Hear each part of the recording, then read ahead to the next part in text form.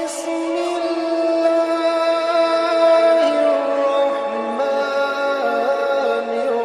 الرحيم۔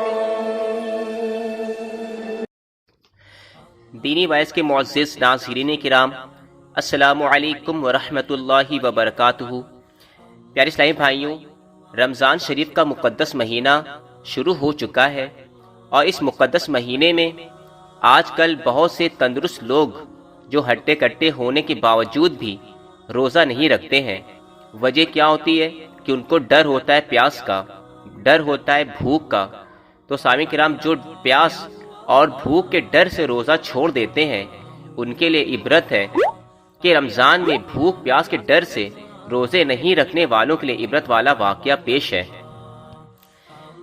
سامعین کرام، اصل معنوں میں پیاس کیا ہوتی ہے، بھوک کیا ہوتی ہے، وہ کربلا کے میدان میں امام حسین نے اور ان کے اہل بیت نے ہمیں سمجھا دیا، ہمیں بتلا دیا کہ پیاس ہوتی کیا ہے۔ آئیے آج اس کے بارے میں ہم یہ سمجھتے ہیں کہ پیاس ہوتی کیا ہے۔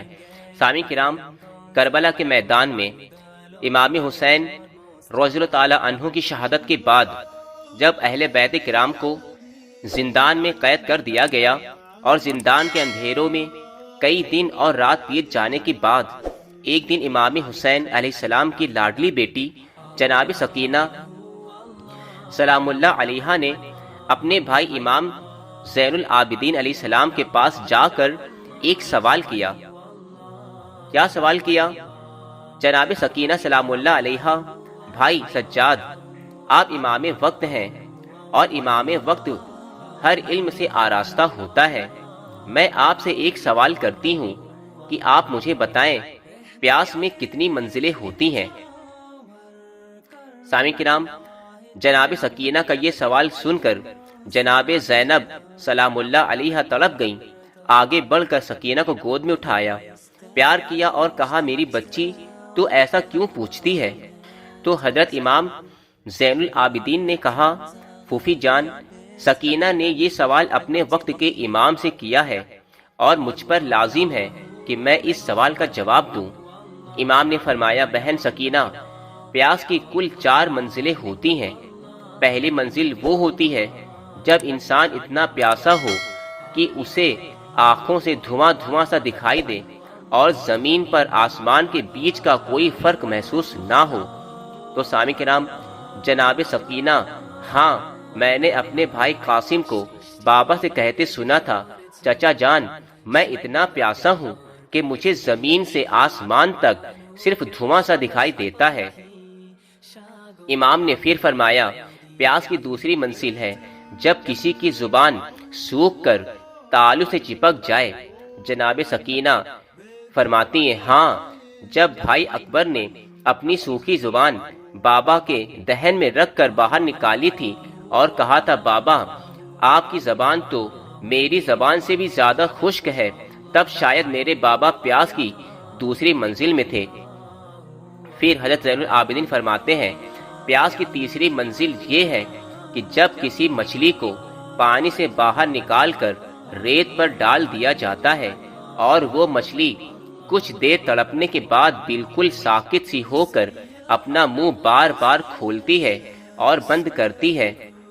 تو جناب سکینہ فرماتی ہیں، ہاں، جب میرے بابا نے بھائی علی اصغر کو کربلا کی جلتی ریت پر لٹا دیا تھا تو بھائی اصغر بھی ویسے ہی تڑپنے کے بعد ساکت سا تھا اور اپنا منہ کھولتا تھا، پھر بند کرتا تھا۔ شاید میرا بھائی اس وقت پیاس کی تیسری منزل میں تھا۔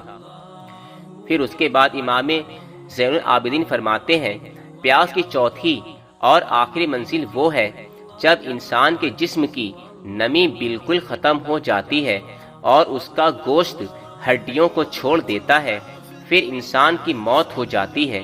اتنا سن کر جناب سکینہ نے اپنے ہاتھوں کو امام کے آگے کیا اور کہا، بھائی زین العابدین، میں شاید پیاس کی آخری منزل میں ہوں، دیکھو میرے جسم کے گوشت نے ہڈیوں کا ساتھ چھوڑ دیا ہے اور میں عنقریب اپنے بابا کے پاس جانے والی ہوں۔ سکینہ کے یہ الفاظ سن کر قید خانے میں ایک کوہرام بپا ہو گیا۔ سامعین کرام، اب ہم اندازہ لگا سکتے ہیں ہم روزے میں پیاس کی پہلی منزل تک بھی نہیں پہنچتے۔ افسوس، پھر بھی کئی لوگ روزہ نہیں رکھتے۔ کیوں نہیں رکھتے؟ کہ پیاس محسوس ہوگی، بھوک محسوس ہوگی۔ سامعین کرام، پیاس کی پہلی منزل وہ بیان کی گئی ہے کہ جب انسان کے سامنے زمین اور آسمان کے بیچ میں دھواں نظر آنے لگے تو یہ پیاس کی پہلی منزل تک ہم پہنچ پائیں گے، اور آج کے دور میں تو کوئی پیاس کی پہلی منزل تک بھی نہیں پہنچ پاتا۔ پیاس کی شدت کے خوف سے روزہ کو ترک کر دیتے ہیں۔ اللہ ہم سب کو اہل بیت سے عبرت حاصل کرنے کی اور روزے رکھنے کی توفیق عطا فرمائے۔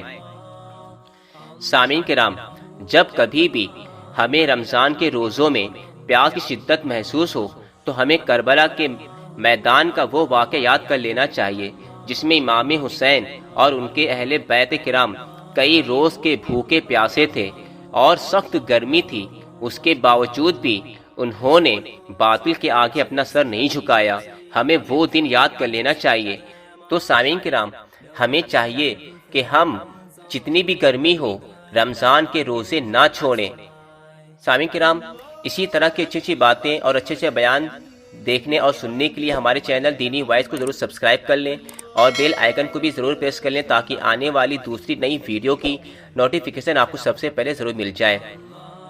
اب انشاءاللہ تعالی دوسری ویڈیو میں ملاقات ہوگی۔ السلام علیکم ورحمۃ اللہ وبرکاتہ۔